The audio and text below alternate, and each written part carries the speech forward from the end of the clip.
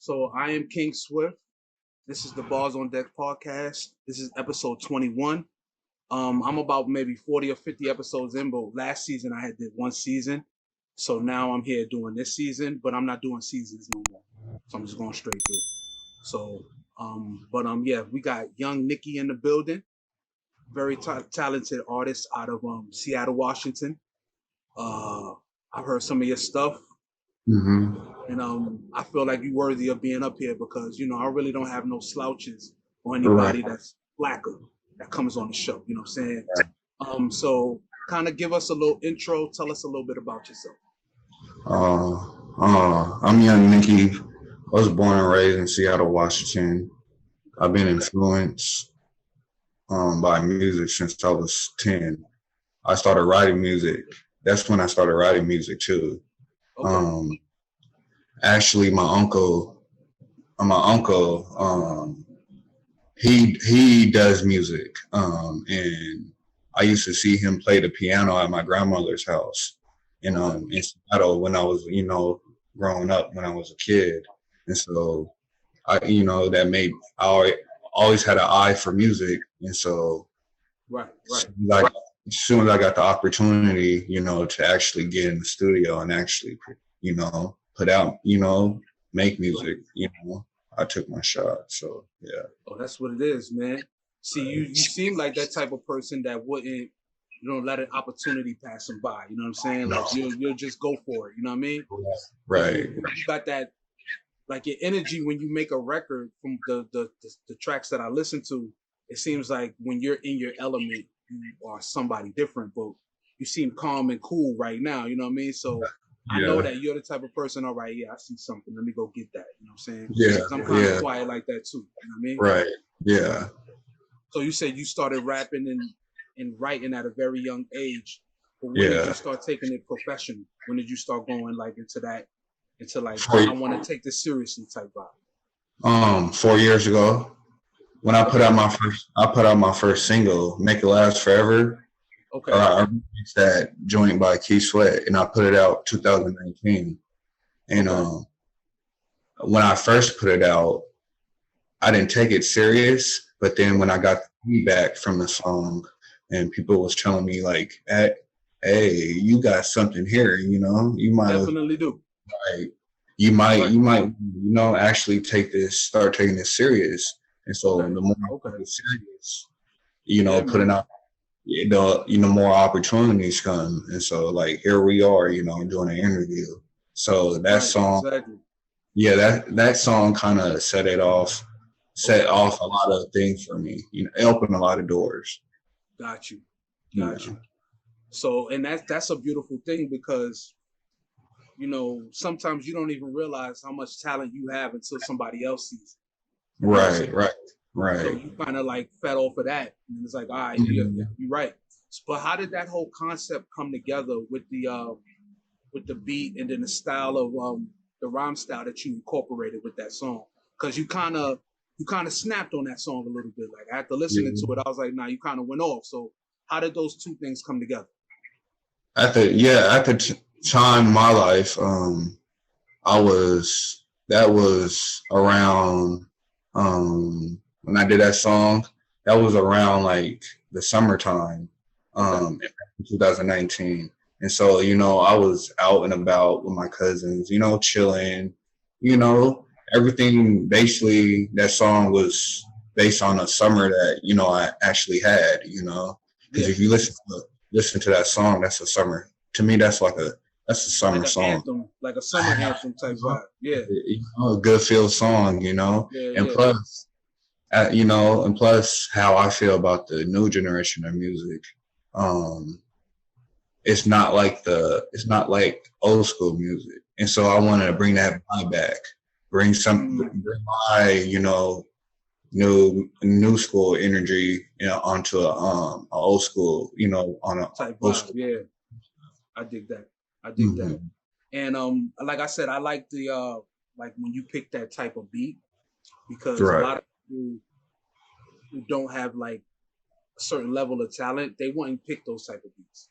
No. They didn't have the creativity to go with it either. So that shows that like another, arsenal in your bag, you know what I'm saying? And I kind of respect that about artists, especially being you're from Seattle, Washington, where New York guys like me, we don't consider we're from there, you know what I'm saying?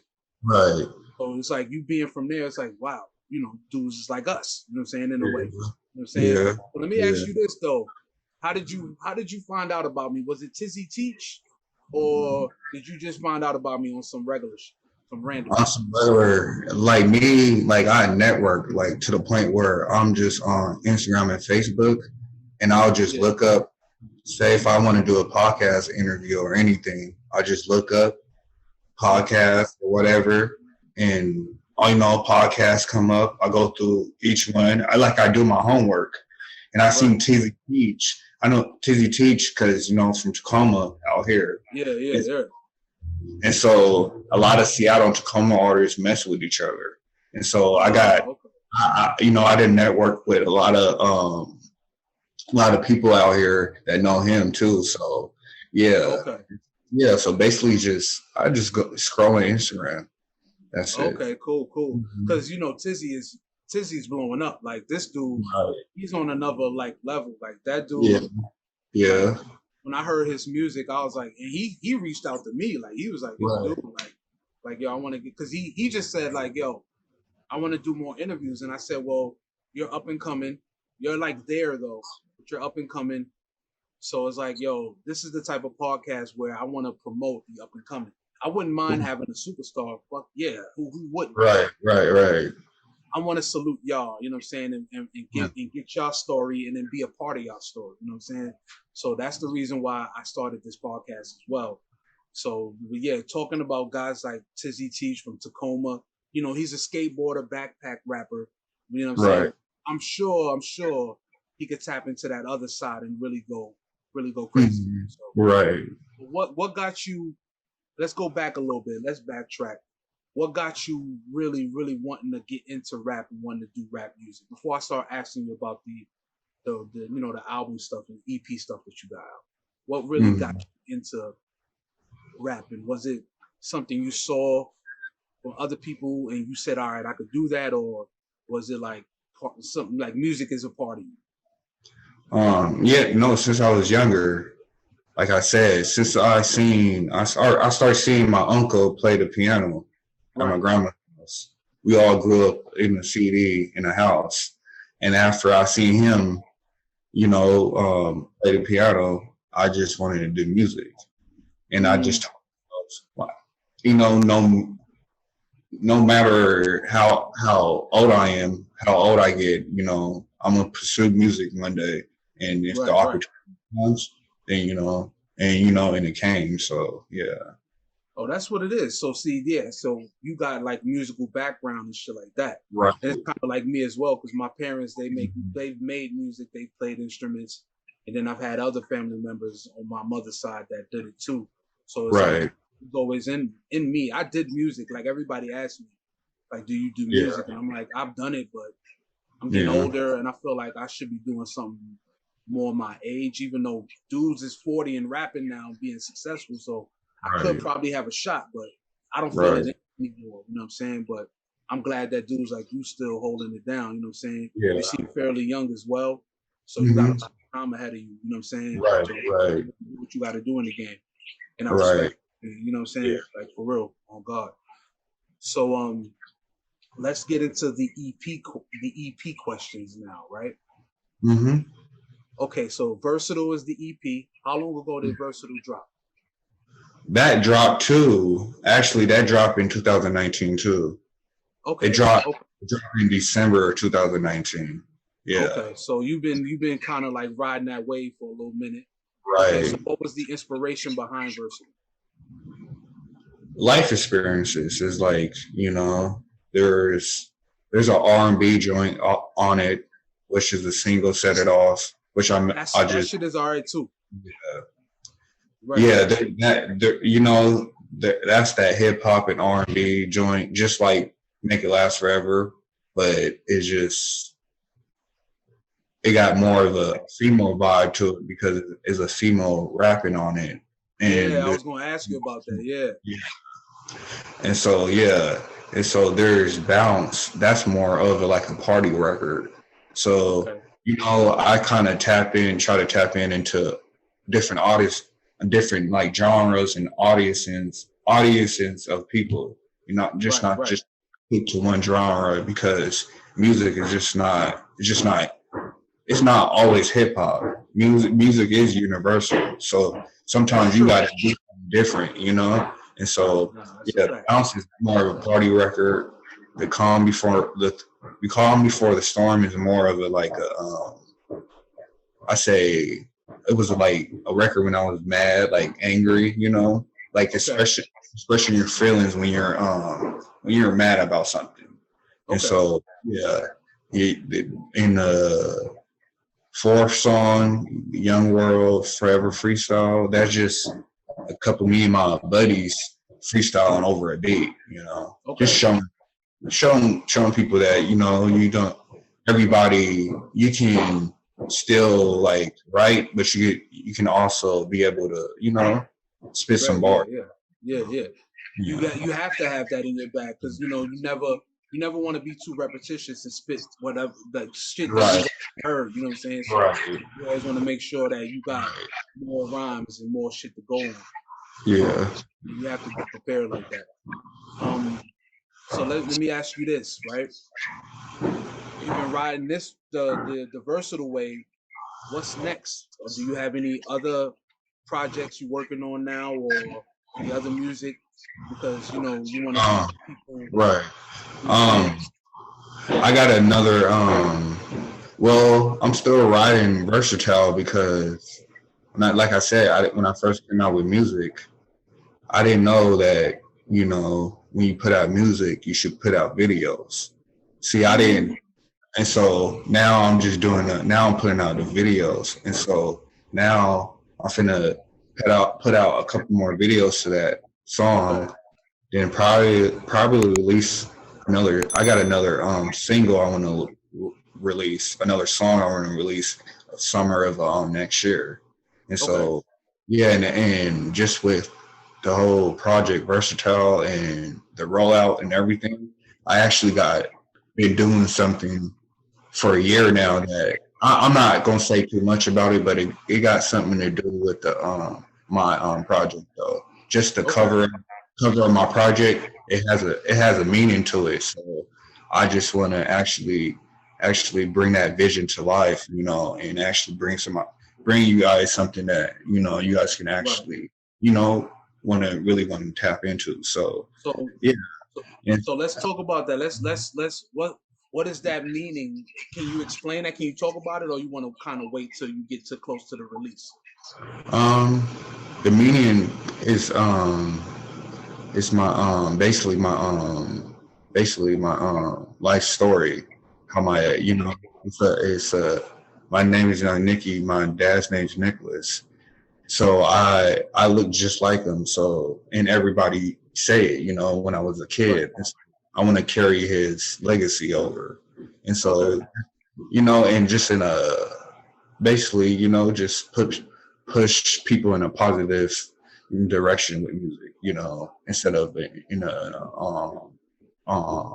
negative direction. Got you. So you're trying to basically keep it positive and then show a reflection of your life because that's basically the foundation of your music. Right. Got you. Yeah. I can respect that. So yeah, man, you wanna basically keep it coming, but take your time. Take my time. You don't want to just like force music. I tell artists that all the time. This is the where you can take your time. Like you see, just like they take forever to put out records. You know what I'm saying? Yeah, and I like how they do things because they put out records like they'll put out an album out of nowhere, but they still got their their fans and stuff. Like they're like people who really really listen to their music and understand it. Like they can. That's what I like about them, and I'm kind of that way too. It's like I promote my music, but I kind of stay low key with it. I don't gotta so flashy with it, every day posting on, like no, sometimes you just gotta handle business, do what you do, and just keep it pushing. Yeah. Yeah, I kind of struggle with that same thing, but I don't look at it Mm-hmm. as a struggle anymore. Like I'm not Right. constantly posting because I'm Right. working, I'm doing shit. So I Right. understand that Right. logic, you know what I'm saying? Right. But I Right. need to get on it. You know what I mean? Yeah. For me personally, like I don't Yeah. standardize, so everybody has to do it. But for me personally, I feel like I need to be working more. But Right. as long as I'm doing something, I'm not mad at it. You know what I mean? Right. Yeah. Yeah. I hear you. I respect that. Yeah, yeah. Because artistry is that. You know what I'm saying? Like Yeah. artistry, you take your time. You want Mm-hmm. something to blossom into something. You don't want to rush it and then you get mad or you get in your feelings. Things don't work out, whatever. So you just want to take your time, make sure it's kind of close to perfect as it can be. Right. You know what I mean? Right. I Yeah. respect that. You know what I mean? Like that's Yeah. big shit. Yeah. Because like the industry will make you. The deadlines are like 3 months. You know what I'm Right. saying? Right. And Right. Even just that's since forcing music, right? You know what I'm saying? even Seattle, it's a fast pace, so it's like everybody was dropping new videos. New videos. I didn't drop. I haven't dropped a new video since my birthday in June when I dropped the Set It Off, the visual to Set It Off, and I was like, I'm gonna take my time with this because there's 3 other songs on the EP that got visuals for that are coming, and so why just drop a video and drop another video month after month, or Yeah.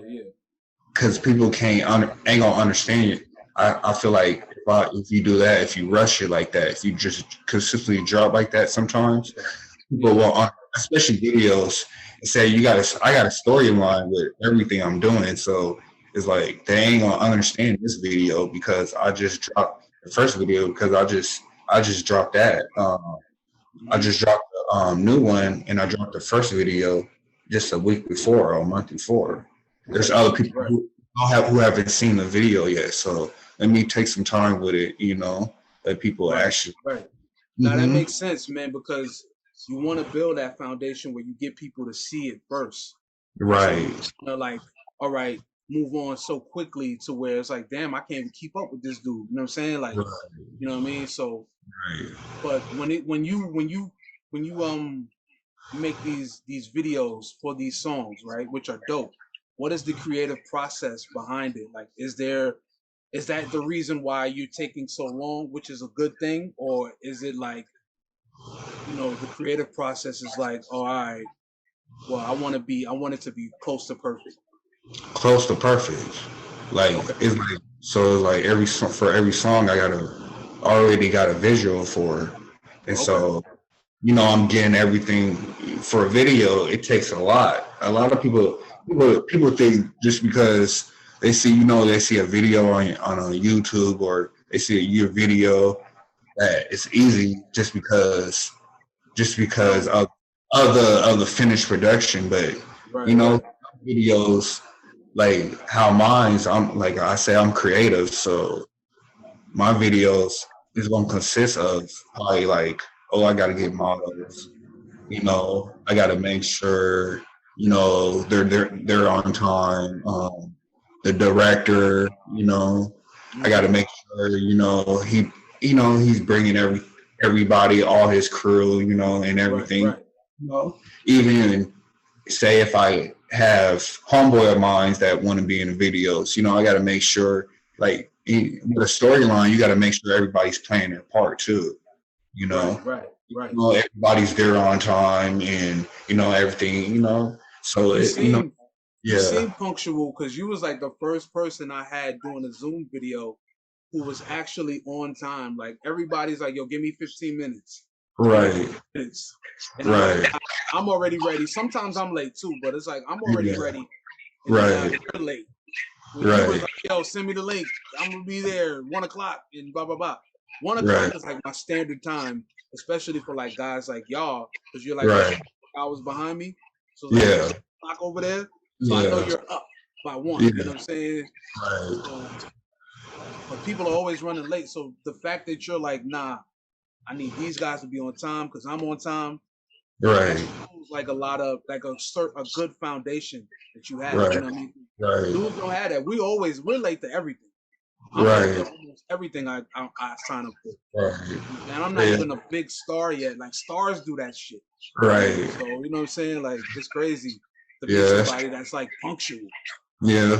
I ain't gonna lie. Yeah, I try to do things, you know, how it should be done, you know, like prepare myself just like for the interview, you know, that's why I asked you to send me a link so I can actually, you know, be on time, you know, wake myself up and get my brain start working, you know, so I didn't want to come here and be all, you know, answer questions all low and, you know, not actually into the interview. So, yeah. It's true.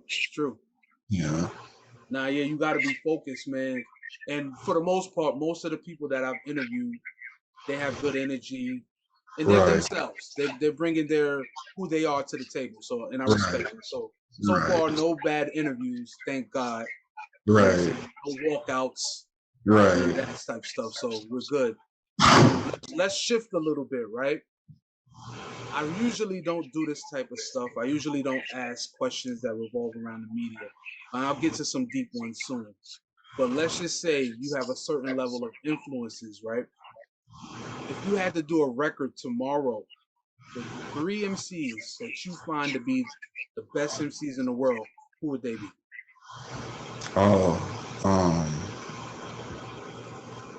Number one will be. It doesn't matter what genre. It could be rappers, it could be singers, it could be anything. Okay. Well, first one would be J. Cole. Okay. Yeah. And then Euros. He's a hip hop like R&B artist, singer, out of Vegas. And Dizzy Wright, he's from Vegas too. And Vegas rappers. I like them because they're more conscious, you know, they're conscious rappers, you know. It's like like really you can like listen, I can leave this when the interview get done, listen to a song by one of those guys and you know you're gonna make me feel some type of way, you know. Type shit. Right. Yeah. Okay. So why J. Cole besides, you know, his greatness and all that? Why J. Cole? I just like it how I just like how he is, like his like everything, like his appearance. Like he don't gotta do too much. Like I said, he don't even do no promo when he do albums, and he'll post something on Instagram. But people are going to tune into that whole album just because it's J. Cole. You know, it's like you know, he's a kind of stay out the way guy and just get business done, and you know, it's like you know, yeah, he just laid back and cool. So yeah. Okay. I can respect that.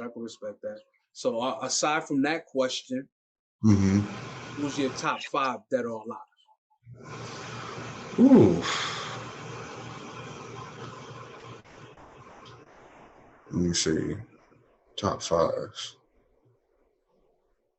I'm gonna say Tupac for the first one. Okay. Then Snoop Dogg. West Coast is in the building heavy.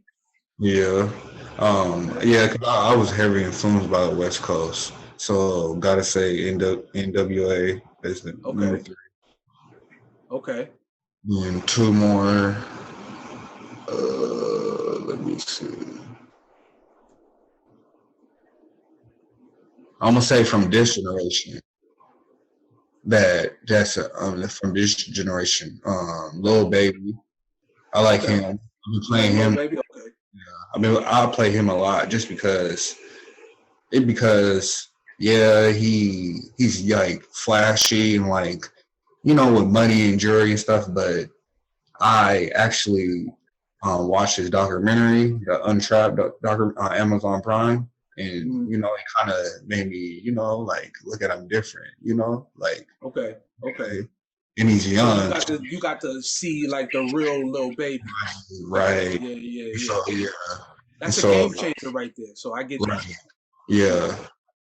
And so I'm gonna say fifth one. I'm gonna say Euros from Las Vegas. Okay. So that's a pretty solid top 5. Right. Pretty solid top 5. I asked that question because you get the typicals, and you gave me maybe one or two. Like nobody really puts Snoop in that category unless you love Snoop. Mm-hmm. That's like hands down. Like you say Pac, it's like nobody's gonna debate you. Nobody's gonna, you can't hate. Like he did the most work in a little bit of time. Yeah, he did. Even before he died, he had mad records. Right. It was like, nah, you can't even hate on that. Like people put Big, you see Big behind me. People put Big. The other side is Pac, by the way. You can't see that side. But a lot of people say Big, and Big doesn't even have a huge body of work. But he's involved in the conversation because both of those guys passed. You know what I'm saying? I feel it's unfair to Pac for Big to be a part of the conversation when he only had maybe 2-3 records, and Pac had like 5-6 records before he died. So, right. You know what I'm saying? It's like I feel like it's unfair, but I understand why. Right. I'm saying at the same time. So, but the other 3 groups you mentioned, well, one group and then the other 2 guys, those are legendary picks because those things, they're not in everybody's top 5 all the time. You know what I'm saying? Like nobody really says if you say top 5 groups, right? People would pick maybe Wu-Tang, Outkast. You have to say Outkast, right? Let's see.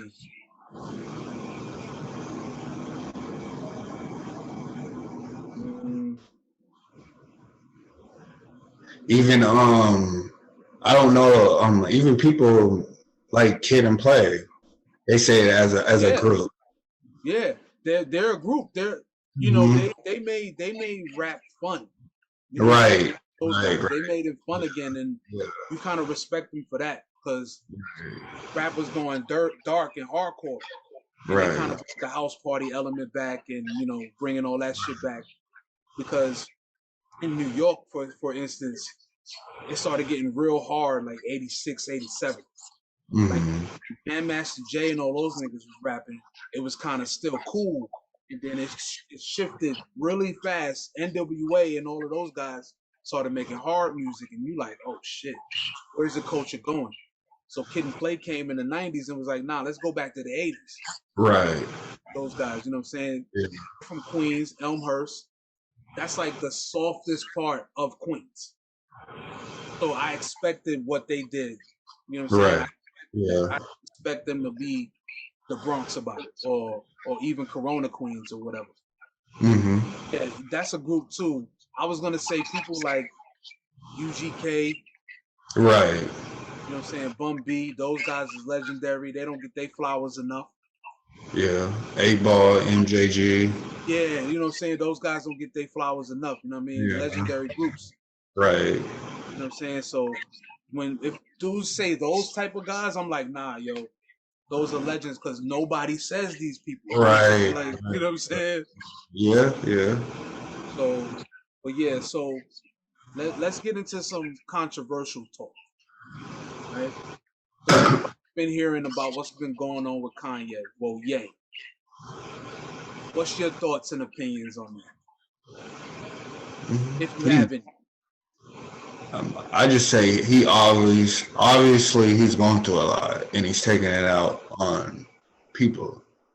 Okay. Just black people, like just us black people in general.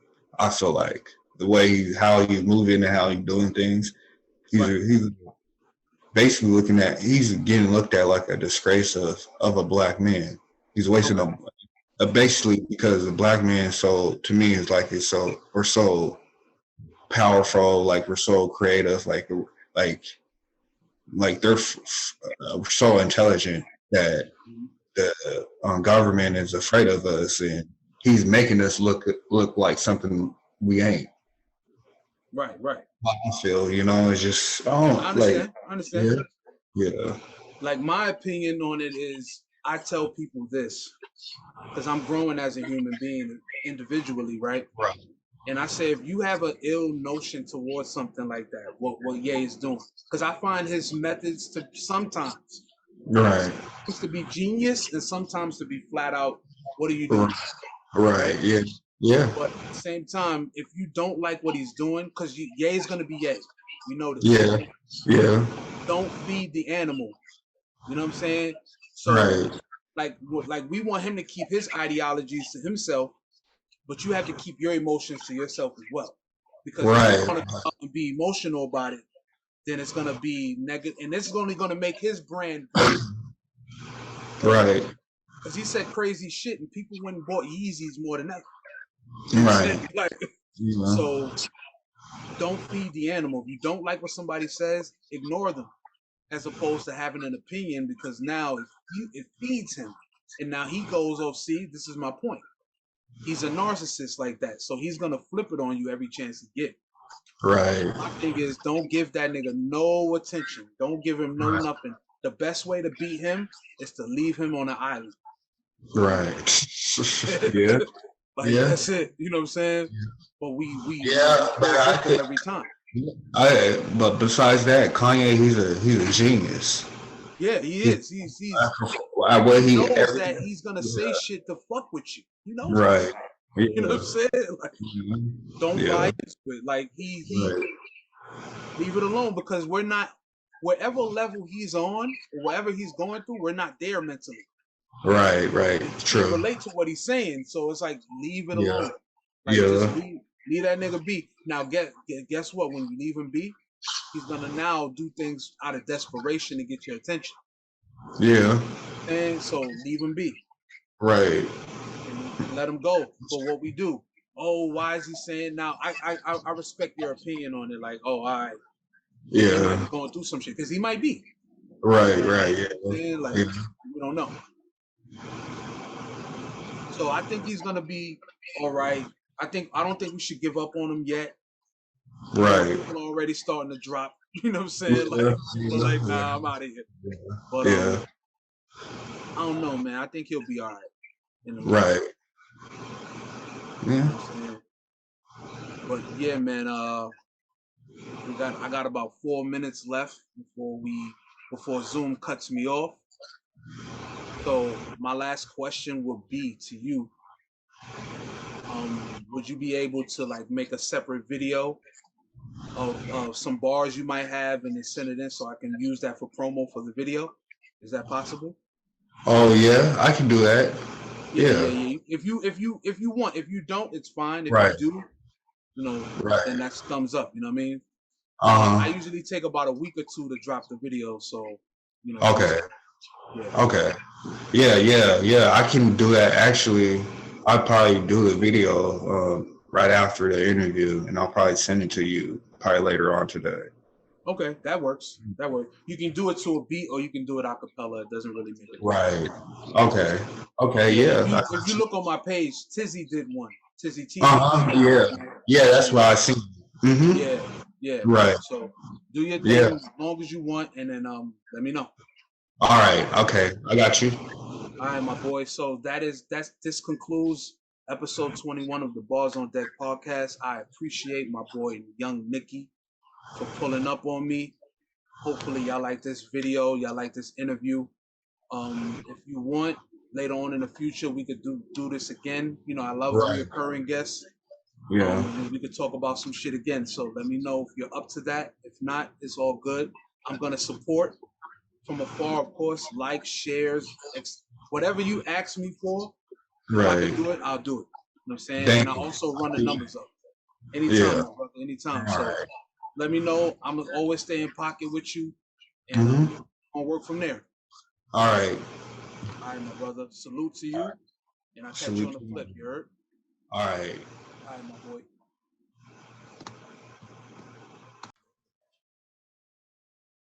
So that concludes this episode of the Bars on Deck podcast, episode 21. We just had Young Nicky on here. Shit went dope. If you like what you just saw, hit that that subscribe button. and that notification bell to know when they drop. I usually try to drop them a week to 2 weeks, so it'll be coming soon. So let me know, and then we can get it on and popping. If not, it's all good. I ain't worried about it. My job is to keep doing what I do. So till next time, y'all stay healthy. King Swift signing out.